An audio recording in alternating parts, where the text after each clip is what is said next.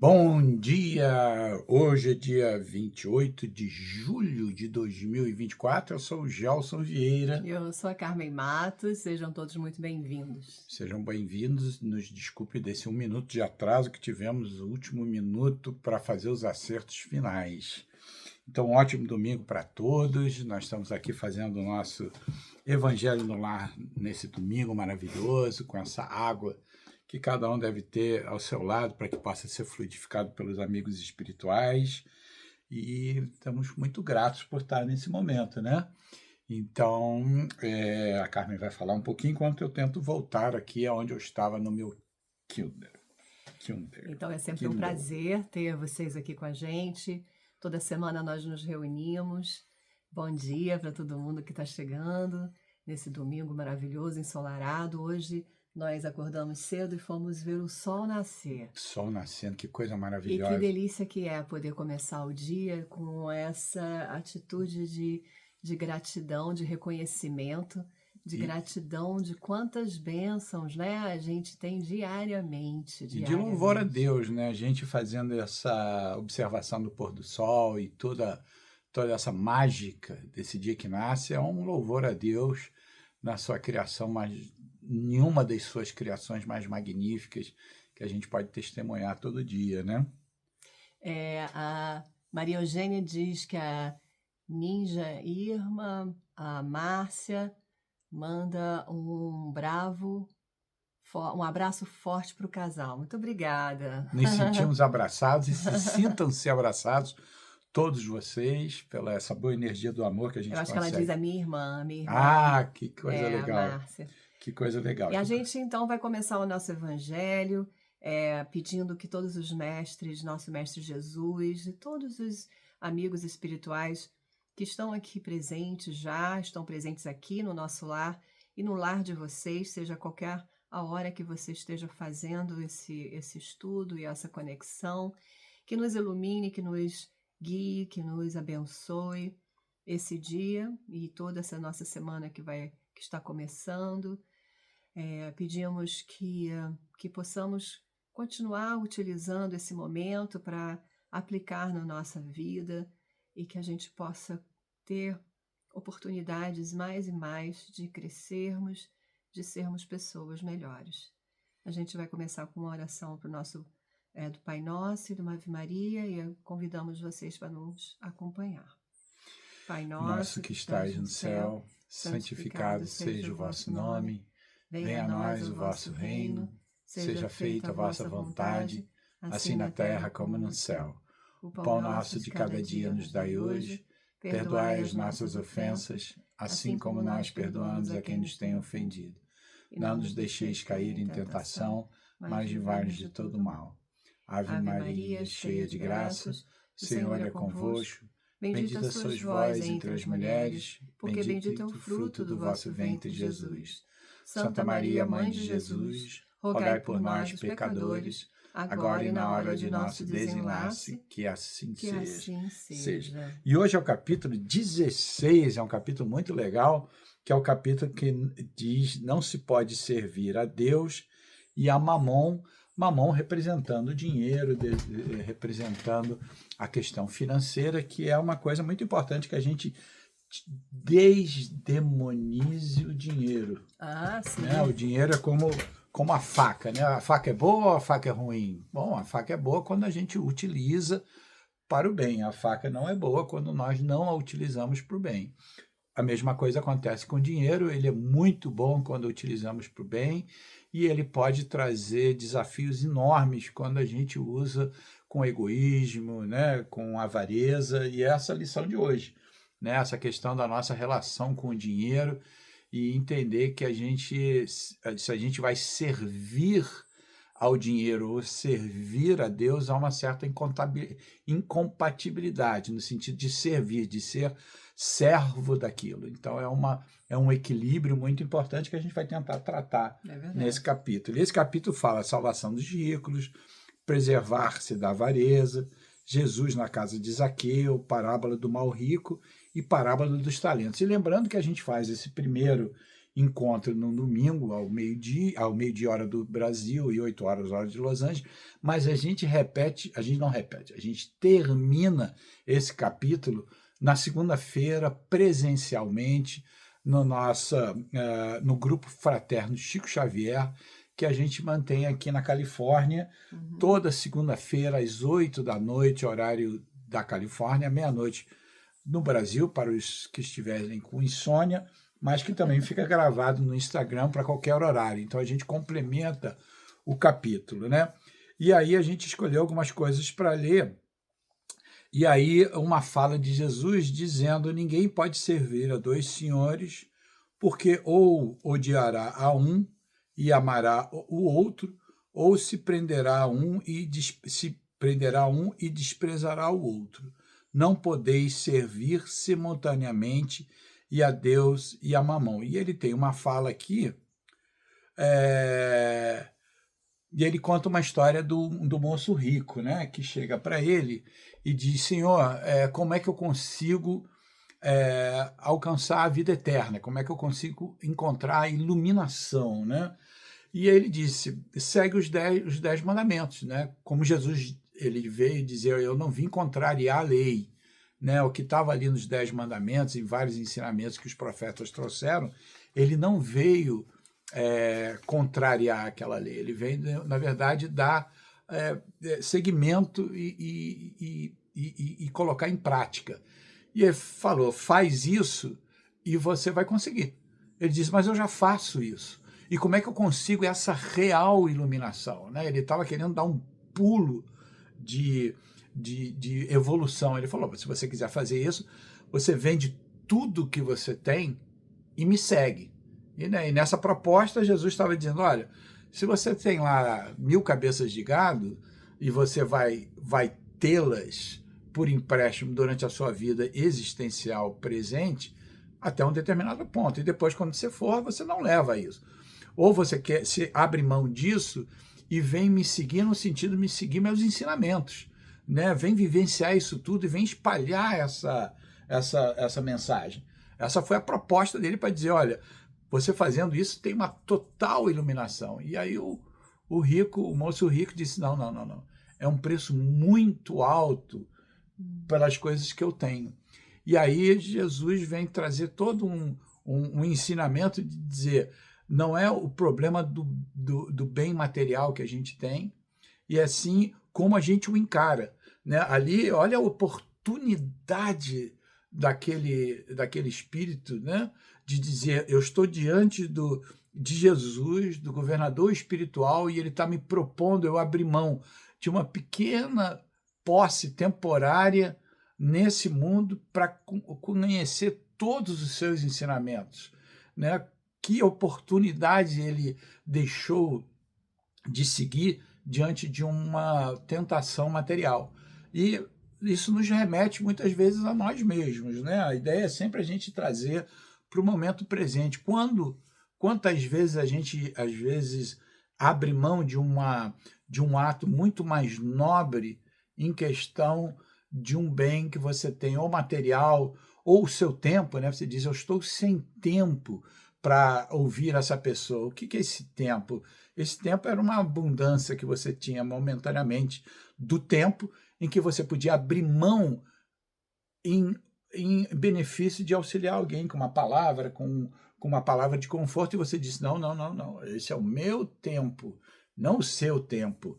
E talvez um valor extra que você tenha, que você, quando está andando na rua, especialmente aí no Brasil, que na rua existe tanta gente pedindo, talvez você pudesse olhar com essa sobra que você tem e talvez compartilhar, talvez levando uma garrafinha d'água, né, e para passar para alguém na rua com um olhar.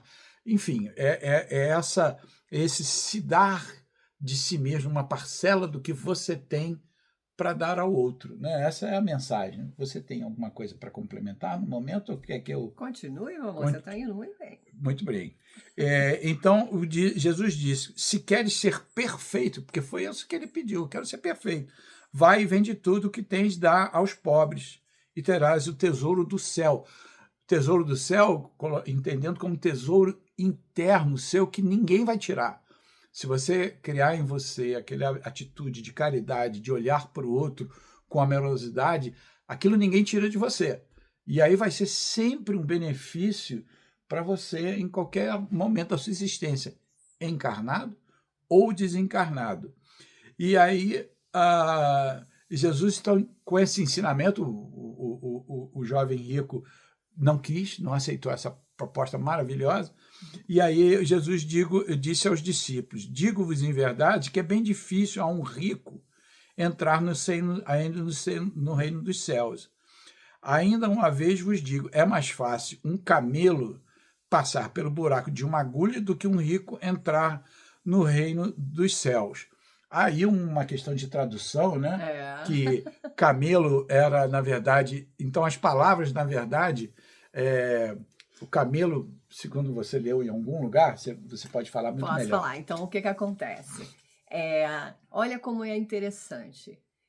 Por conta de uma tradução que naquele tempo fazia muito sentido, para nós faz o sentido de ser uma coisa absurdamente impossível.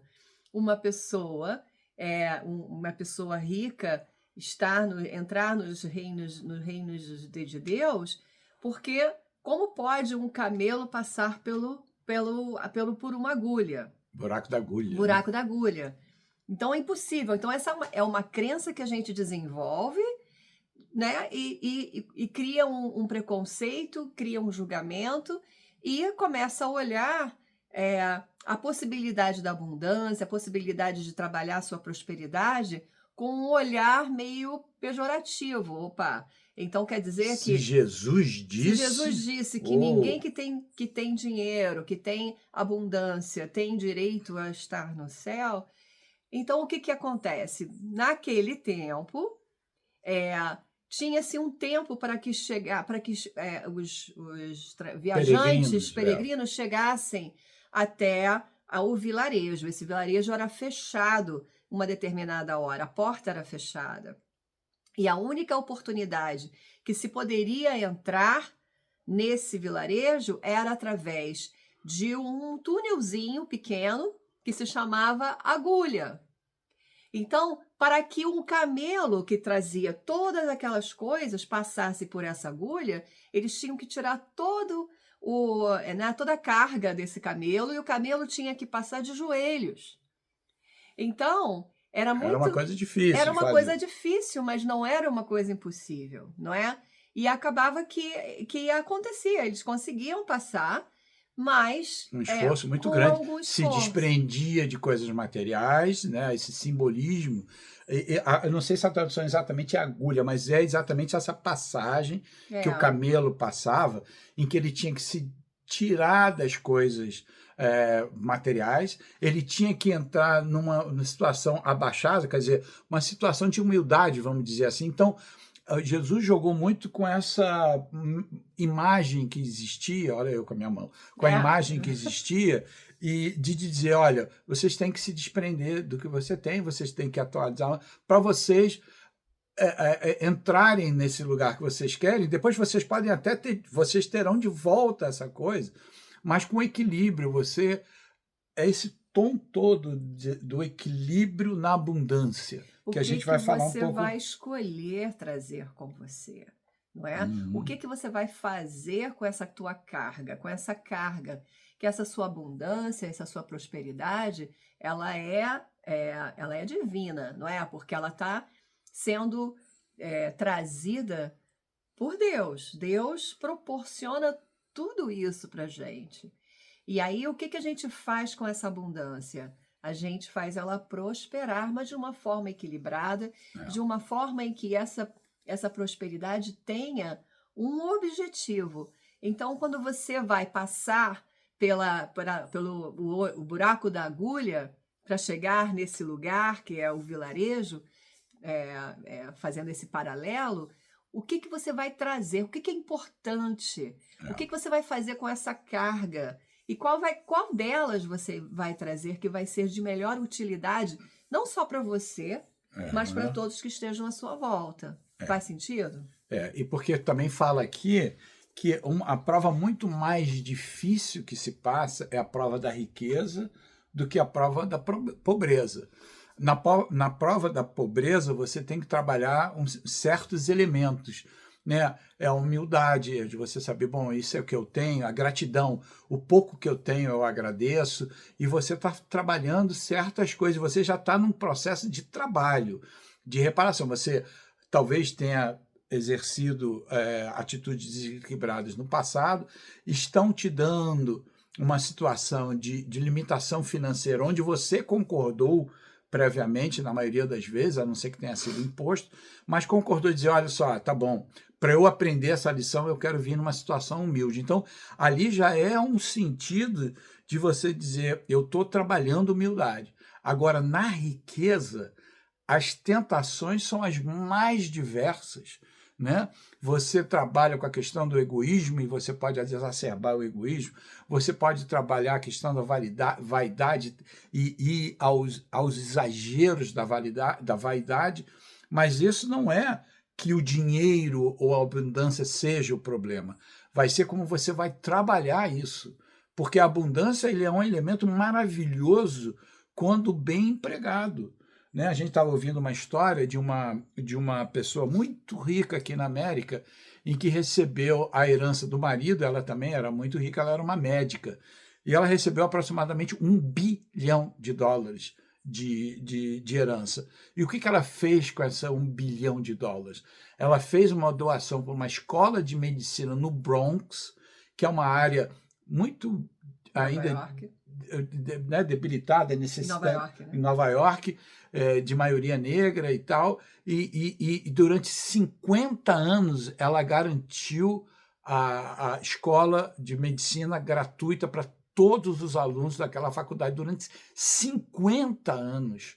Então, aqueles que iriam lá aplicar teriam que passar por certos pré-requisitos de não ter condição de financiar uma escola de medicina. Então, você imagina o bem em proporção gigantesca que esse bilhão iria fazer. O que ela poderia fazer com $1 bilhão? Quantos carros pode se comprar e quantos carros você pode usar? Quantos relógios você pode comprar e quantos relógios você pode usar? A natureza só te deixa usar um relógio de cada vez, pode ser até 2, mas vai ficar já meio estranho. O carro você só pode andar em um. Então ela viu o que eu preciso me locomover, eu preciso ver minha hora, eu posso até ver minha hora com um relógio mais bonitinho, um carro melhorzinho. Posso me permitir ter uma vida confortável? Posso me permitir... que não há problema nenhum. Isso, mas também qual é o direcionamento que eu vou fazer com esse extra, não é? E todo mundo ganha com isso, né? Todo mundo ganha. Ela ganha com isso, porque ela tem descontos nas taxas, ela ganha muito, ela ganha um prazer interno enorme, não é? E olha quantas pessoas também têm acesso aos estudos por conta dela. E precisamos ter $1 bilhão para ajudar? Precisamos ter $1 bilhão para ajudar? Não precisamos ter $1 bilhão. Temos alguns minutos que a gente possa atender aquela ligação do parente mais difícil? Temos um sorriso para dar para alguém na rua? Temos uma palavra de conforto para alguém que esteja conversando conosco? Temos um tempo para chegar para alguém na rua? O que você gostaria que eu pegasse para você? Normalmente essas pessoas estão perto de lugares onde elas possam receber algum auxílio, ou é perto de um supermercado. Então a gente chega lá e pergunta, eu posso trazer alguma coisa para você? E aí talvez a pessoa se sinta pela primeira vez vista e perguntado a ela o que eu poderia trazer para você. E aí ela dando o pedido, às vezes ela podia pedir, você pode comprar uma cachaçinha para mim? Não, a pessoa provavelmente não vai pedir isso, ou se vai pedir, você podia dizer, posso trazer para você, então você está com fome? Então, de repente, a pessoa se lembra das necessidades primeiras dela, ou até se ela dissesse, eu me lembro de alguém que pediu um biscoito e pediu uma marca específica de biscoito. Por que não fazer esse carinho e dizer, olha aqui, eu Qual achei... Qual é a tendência que a gente tem? Já que eu estou dando, peraí. O que eu estiver dando, o que me convém, eu vou comprar o mais barato. E aí você pensa, E se fosse seu filho te pedindo um Teu filho te biscoito, pede lá aquele o biscoito específico, chocolate com um negócio recheado com recheado creme. de que sei lá o que, como é que faz aquele creme, mas se for dentro de um limite, você vai dar com todo amor. Por que não?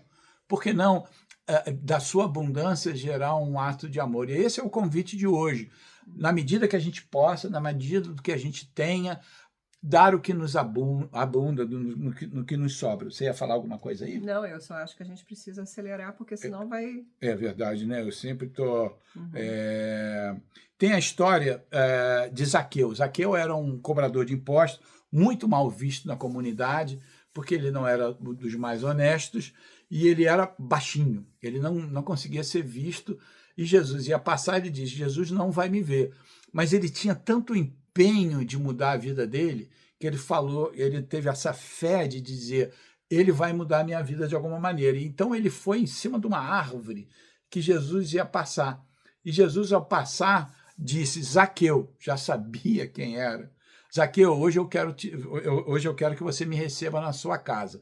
O julgamento da multidão foi, nossa, Jesus vai numa casa de um desonesto, né? Julgamento. Né? E lembrando que Jesus disse, eu não vim para os sãos, eu não vim para os que já estão trabalhados nesse caminho, eu nunca vou deixar de estar com quem está trabalhando no caminho, acertando, mas eu vim principalmente para quem está errando nesse caminho. Uhum. E aí Zaqueu chegou e disse, olha, eu reconheço o meu erro, metade do que eu tenho eu vou dar para os pobres, já reconhecendo, já sendo um avanço muito grande de distribuir uma parcela do que ele tinha com os pobres. E ele disse, e além do que, a todos que eu prejudiquei, eu quero dar em quádruplo. Ele quer reparar, porque você pode errar, errei, e aí você busca a reparação, né?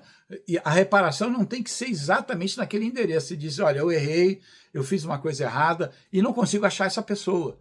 Não importa se você não consegue achar aquela pessoa, se você hoje só se deu conta de um erro no passado e disse, nossa, hoje, ouvindo essa palestra, eu lembro que em 1900, antigamente, eu fiz tal coisa. Como é que eu vou achar essa pessoa? Não precisa achar essa pessoa.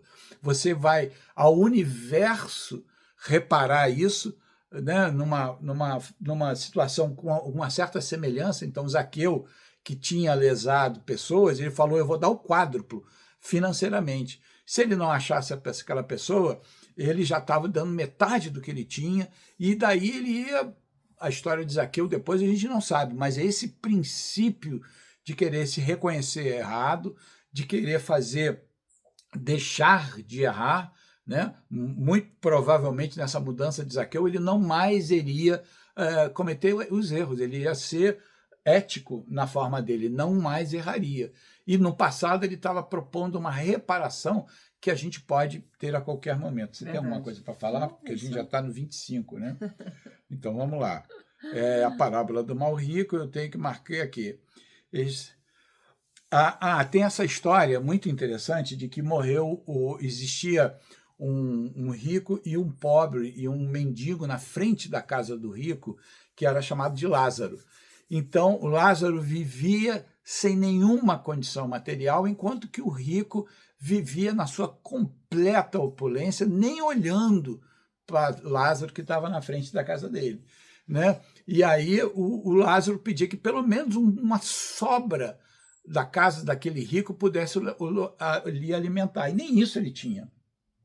Só que os dois foram, né, para o mundo espiritual, e o rico olhou e viu, meu Deus, o pobre está lá, totalmente ao lado de Abraão, sendo reconhecido numa vida em harmonia e plena, e ele absolutamente numa situação miserável, e ele pediu, na forma que Jesus se comunicava na época, pediu a Abraão que ele trouxesse um pouquinho de água para amenizar um pouco da situação dele. Ele falou, poxa, você teve a oportunidade o tempo todo de auxiliá-lo e você não fez. Ele falou, então, Abraão, mande uma mensagem aos meus irmãos que estão lá, para que eles entendam essa verdade de que se eles não fizerem, distribuírem com a amorosidade o que lhes sobra, eles vão passar por um momento muito difícil. E aí Abraão disse, mas nós já mandamos Moisés, nós já mandamos os profetas, já mandamos todo mundo. Não adianta mandar agora alguém que eles não vão acreditar. É uma questão de crença interna, de saber que nós estamos num processo de vida muito curto, material, somos espíritos eternos e as nossas ações no bem é que vão determinar o quanto nós vamos viver em harmonia na nossa próxima existência e nas existências futuras. Então é isso. Você quer falar alguma coisa enquanto eu acho minha próxima leitura? Hoje você está falando pouco, hein? Eu estou falando pouco porque você está falando muito bem, meu amor. Então, tem a parábola dos talentos. A parábola dos talentos é maravilhosa, que a gente vai contar. Né? O que aconteceu Jesus, né? Jesus estava contando a parábola dos talentos. Os talentos era uma moeda da época e, enfim, né? Então ele chamou a três, esse viajante, esse homem rico ia viajar e chamou três dos seus servos e entregou a cada um uma quantidade de talentos. Então, no primeiro ele entregou 5, na segunda ele entregou 3 talentos e no terceiro ele entregou 1 talento. E aí foi viajar e depois de um longo tempo voltou e foi pedir as contas para os servos dele. O que tinha 5 falou: mestre, eu investi, tomei muito cuidado e dobrei o valor desse valor, estão aqui 10 talentos. Ele falou: pô, fizeste muito bem. O de 3, a mesma coisa, eu tomei muita conta desse valor, eu investi, estamos aqui com 6 talentos. Ele falou: muito bem. E o que ficou com 1 talento falou: olha, eu tive muito medo de perder esse talento, de usar esse talento, enterrei, e está aqui, ó, 1. Né? E ele falou: servo mau, né? Por que não trabalhou esse talento para que ele possa frutificar? Né? Com isso, ele está dizendo que talentos são as nossas habilidades, são o que nós trazemos dentro de nós, que não deve ficar egoisticamente com a gente. Então, é um músico talentoso que ele, por amor à música, ele vai auxiliar um músico que está começando, dando o melhor de si, mostrando como é que é a melhor maneira de se fazer, trazendo a música dele para ambientes em que a música trazendo uma alegria, nos hospitais, em lugares assim. Alguém que cozinha muito bem, ele não só vai passar ao outro aquele conhecimento dele com muita amorosidade para que o outro também faça bem essa comida, como também ele vai dizer: poxa, eu faço comida, eu posso ser alguém, um voluntário numa igreja, eu posso eu mesmo produzir um pouco de comida e doar. Então, a ideia desse talento que se multiplica é esse talento que se expande ao próximo. Se nós somos uma pessoa paciente para ouvir, né, nós conseguimos ter empatia pelo que o outro fala, vamos atender à ligação do parente complicado. Vamos atender aquele amigo que nos procura e precisa ser ouvido. Né? Então, essa é a ideia do talento que todos nós temos. Em algum momento, se a gente fizer uma reflexão, isso qual é o talento que eu tenho? Em que eu sou bom, ou eu apresento uma característica legal que eu possa dividir com alguém? A Mia é muito engraçada. Ela está falando: que tal aumentar a abundância desse estudo para 1 hora? Olha, esta aqui teria que contribuir com... Não, eu acho que 1 hora não é a ideia. Que tal ouvir 2 vezes o mesmo? Não, pega a gente já fez mais de 6 meses de evangelho, então a gente já cobriu o evangelho inteiro e a gente agora está repetindo o evangelho inteiro. Não repetindo, vocês cresceram, nós crescemos, e existem outras partes do evangelho que a gente não cobriu. E a gente está tentando ficar somente no evangelho, porque senão fica muito complicado. A gente fala na sexta-feira de noite, a gente fala no domingo de manhã e a gente fala na segunda de noite. Isso é a abundância de talento, não é? Porque o que acontece? Esses talentos, voltando para o assunto do talento, de novo, são bênçãos, não é? São bênçãos que a gente recebe e que a gente vai aplicar essas bênçãos de que forma? De que forma a gente vai fazer isso? A gente vai usar essa possibilidade de estarmos aqui juntos, essa bênção de estarmos juntos, pensando juntos, trabalhando juntos, como que eu posso aplicar essas mensagens de Jesus, não é? E aí, quando você tem oportunidade, a gente vai seguindo as oportunidades, não é? A gente está distribuindo essas moedas divinas, né? Essa bênção divina para todos vocês, para todo mundo. E aí, quem sabe vocês também podem reproduzir essa bênção com outras pessoas que passam na sua vida. O seu autoconhecimento vai te permitir, se você permitir. Permito, meu amor. O autoconhecimento vai permitir aquilo que você traz um dom, né? Que é suas vidas passadas, onde você trabalhou nisso diversas vezes, você tem um carinho, uma aptidão especial e você agora descobre e diz, como é que eu posso passar adiante? Pode ser de uma maneira simples, às vezes você tem um sobrinho que você pode trazer um aconselhamento.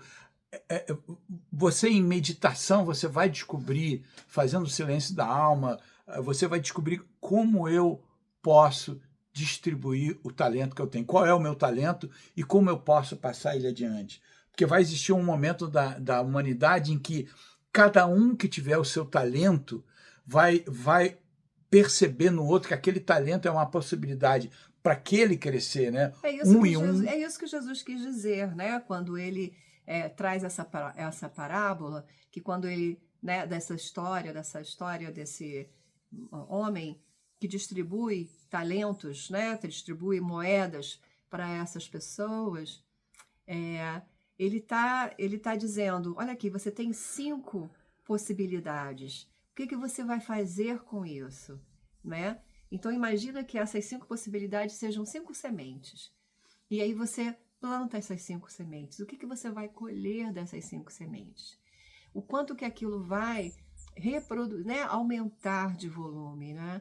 E o que você vai fazer com essas 5 sementes? Quantas pessoas você pode ajudar, contribuir, né? E é a mesma coisa. Então, se você tem um talento, se você só tem uma sementinha e você põe no bolso, essa semente ela vai estragar um dia, ela vai secar um dia, ela vai acabar, não é?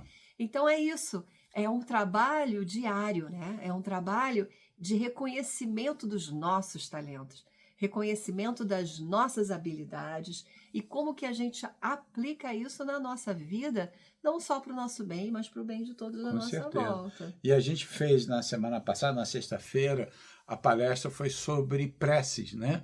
E conta-se histórias maravilhosas sobre as preces, né?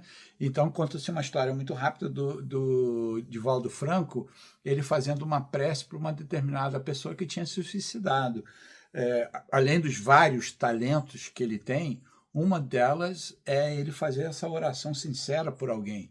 E na verdade, isso se transformou no ponto maior de recuperação daquele irmão que tinha se suicidado, onde ele encontrou finalmente, depois de um bom tempo, novamente uma chance de reconstruir a sua vida, de reconstruir o seu caminhar, né? Então, mesmo que